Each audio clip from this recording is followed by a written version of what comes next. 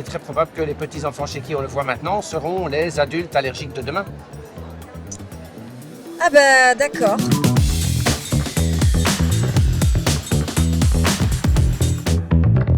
Xavier, bonjour. Bonjour. Tu es pneumologue allergologue, tu es actuellement au congrès et ce matin tu as fait une intervention, tu peux nous en dire un peu plus? Ah oui, ce matin mon thème était assez complexe et je pense passionnant pour moi et pour les autres. C'était sur les aliments ultra transformés et les risques d'allergie alimentaire. On consomme une énorme quantité d'aliments qui sont transformés. Il faut savoir que tous ces aliments sont en fait transformés par des industriels avec des tas d'additifs, beaucoup de sel, beaucoup de sucre, pas assez de fibres et surtout des processus de cuisson qui altèrent très fortement les protéines. On se rend compte depuis 5-6 ans à peu près que ces processus de transformation favorisent fortement l'émergence de produits toxiques qu'on appelle les produits de glycation. En fait, tout se passe un peu comme si à l'intérieur de notre organisme, les protéines se transformaient en composés toxiques.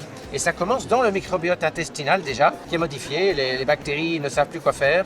Elles font n'importe quoi avec ce que nous mangeons. Et puis une partie passe dans la muqueuse intestinale.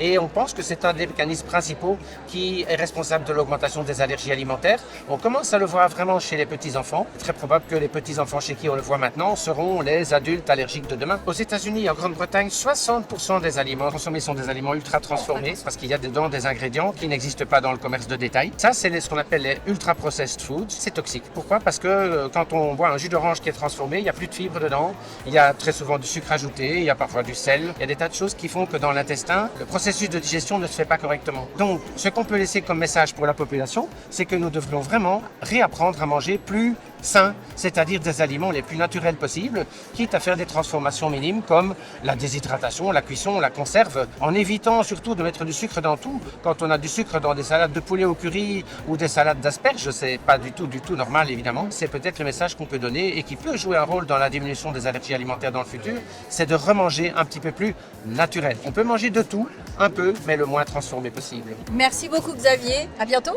À bientôt, merci.